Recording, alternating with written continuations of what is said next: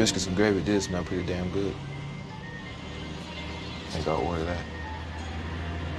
If the waiter ever comes back. Hello and welcome to Rotted Reviews, and if you can't tell, today is going to be just a little bit special. I have a fairly international audience. I talk with folks from all over the world that subscribe to my channel and are part of Patreon groups of one or another. And more than once, as we're just talking about horror and the daily minutia of life and so on and so forth, more than once now, the concept of biscuits has entered into our conversations. And trying to talk with people around the world about biscuits is a lot like an Abbott and Costello routine. It gets confusing fast. When we're talking about the dish of biscuits and gravy, oftentimes folks from the UK all over will think of a cookie slathered in brown sauce. Not the most appealing thing, I grant you, but that's not at all what we're talking about when we talk about the United States Southern classic biscuits and gravy. Now, just so happens that I have actually spent the last several years perfecting and fine-tuning my biscuit recipe and my gravy recipe, so I kind of felt like maybe it's time to share, and there was definitely some positive responses to the idea of making a video on this. So, I'm going to have two little caveats real quick here. First of all, I've never done anything like this before. I've never actually even used my wireless mic before, so I have zero clue how this is actually going to turn out. But just bear with me. I don't have a professional kitchen. I've never really done a rig like this before. This is just instruction for the fun of it. And second of all, please make no mistake. This is not an everyday meal. This is heavy. This is basically a mountain of starch, fat, and dairy. Biscuits are fantastic. Southern American style biscuits are fantastic. They're dirt cheap. The ingredients are dead simple. I mean, it comes down to a little bit of refinement of them and mostly technique to make a good batch. But the ingredients themselves, very, very inexpensive. They keep well, especially in the freezer. You just go ahead and toss them in the freezer. They'll keep forever. You toss one in the microwave for 30 seconds, done. It's not going to be the best, but it'll get you by. So, I mean, from the perspective of preparing things ahead of time, they do pretty well. And they're delicious to boot. What we're going to wind up with is something that is fairly ubiquitous. It can work as well with sweet stuff as with savory stuff.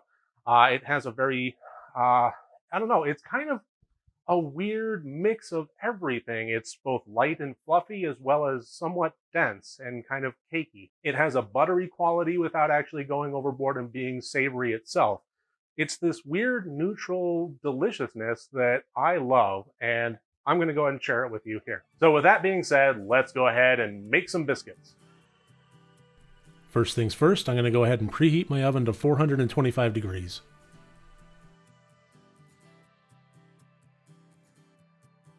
Alright, so what I have in my bowl here is 4 cups of all-purpose flour. I also have a bit of flour set over here, and I'm just going to keep that off to the side. And to our flour, we're going to go ahead and add the rest of the dry ingredients. We're going to have 2 tablespoons of sugar, 2 tablespoons of baking powder, and 2 teaspoons of salt. I like kosher salt for a lot of applications, but in a situation like this, I try to go for a more refined grain, so I'm going to go with sea salt. I also have ready and waiting 2 tablespoons of shortening, but I'm going to go ahead and set that aside for just a moment. In the meantime, I'm just going to go ahead and give all these dry ingredients a good mix.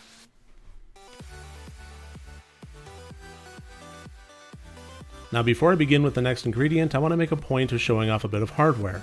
This is a butter or pastry cutter, and it's going to be pretty important to the process here. It won't be absolutely critical. If you don't have one, it's not the end of the world, but it will help a great deal, and they're pretty dirt cheap wherever you can find them. If this recipe has one trick, it's this: keep your ingredients cold.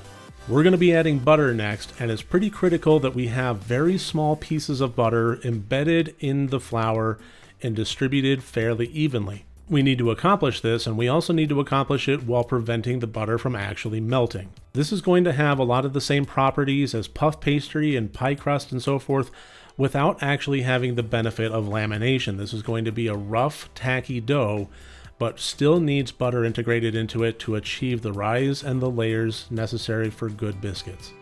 So into the dry ingredients goes 8 tablespoons of salted butter, which I've cut smaller and frozen for a few hours. Next comes the 2 tablespoons of shortening that I've set aside. As far as why doing 8 tablespoons of butter and 2 tablespoons of shortening, it's all about distribution of fat. Some recipes call for all shortening, some for all butter. I find that this is a good balance between having a light, fluffy texture as well as a buttery quality. Time to use the butter cutter and get the butter distributed in smaller than pea-sized chunks within the flour.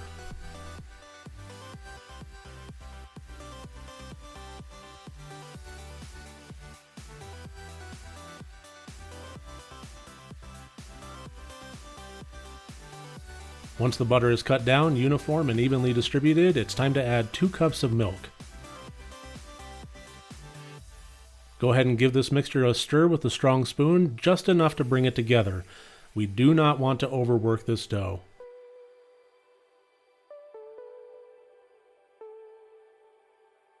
This will result in a very shaggy and sticky dough. Because of this, it's important to remember that all of your work surfaces and implements must be liberally coated with flour. A dough scraper is going to be a big help in a case like this.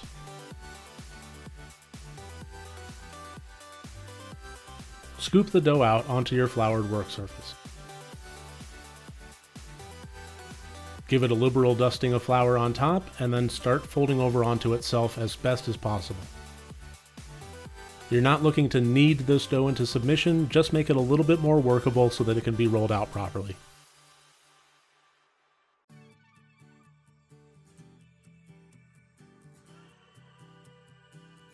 Once it's a little more forgiving, go ahead and lift it up and give your work surface another good dusting of flour so that it can be rolled out without sticking to the counter.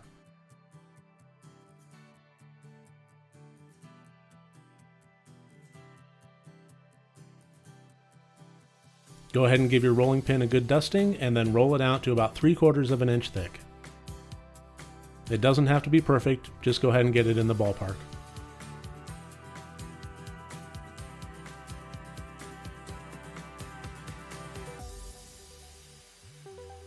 Use a large cutting ring about 3 inches in diameter to cut the biscuits out.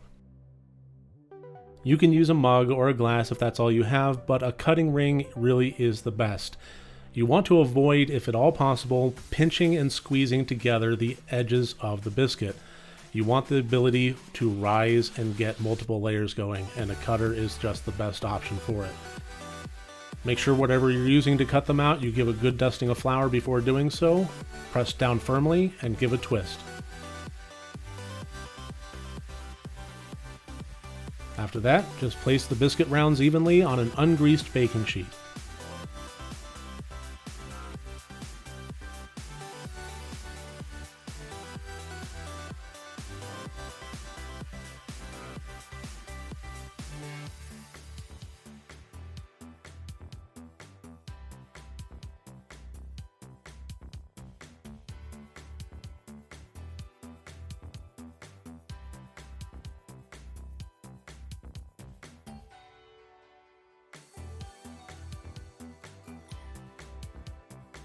Invariably, there's always a little bit of dough left over that's just always an awkward size.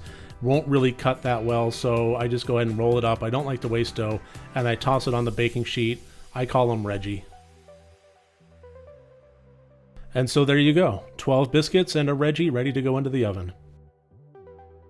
Go ahead and set our timer for about 20 minutes, and that's enough time to at least give our first check on it. We're looking for brown bottoms, and if at all possible, anywhere between a pale brown to a nice golden brown top. While those are in the oven, let's go ahead and make our gravy. In a large pan, I'm going to go ahead and brown up a bunch of breakfast sausage, making sure to let it stick to the bottom all at once. That's going to come loose and it's going to be delicious.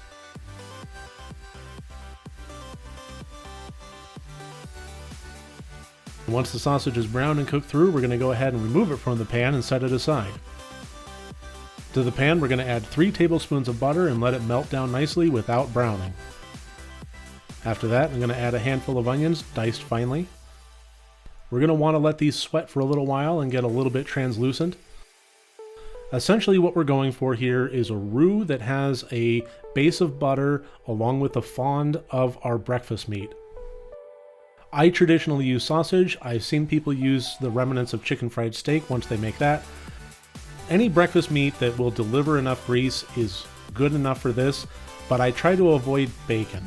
I love bacon, but it adds a little bit too much of its distinct smoky flavor to this, which is delicious, but not exactly what we're going for here. Personally, I just stick with breakfast sausage.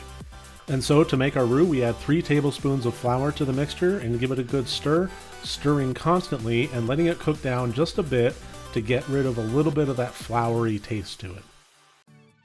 Once we have our roux cooked nicely, it's time to add some milk. The quantity that you add is not really dialed in perfectly. I can't say that it's going to be exactly 3.5 cups. It's just going to be however much gets you the consistency you want. I try to go slow, so I'll add just a bit of milk, let it incorporate, let it heat up, let the flour and the roux mixtures absorb and expand to thicken it, and then add more as necessary, a little bit as I go.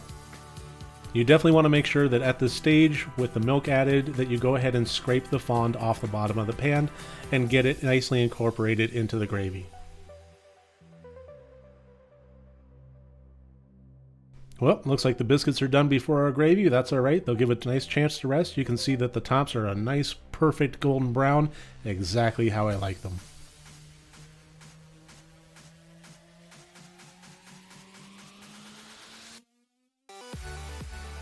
Eventually what you want is a consistency that coats the back of a spoon and leaves a clear streak when you run your finger across it. Also bear in mind that as it cools, it will thicken more. Once I get it to the consistency that I like, I go ahead and add some of the sausage back, refrigerating the rest for use another time. After that, I add in just some basic seasonings of some black pepper, a liberal amount, as well as some paprika to give it a bit of a smoky and almost sweet quality to kind of offset some of the salty richness of the sausage. Go ahead and plate up and enjoy your American Southern style biscuits and gravy.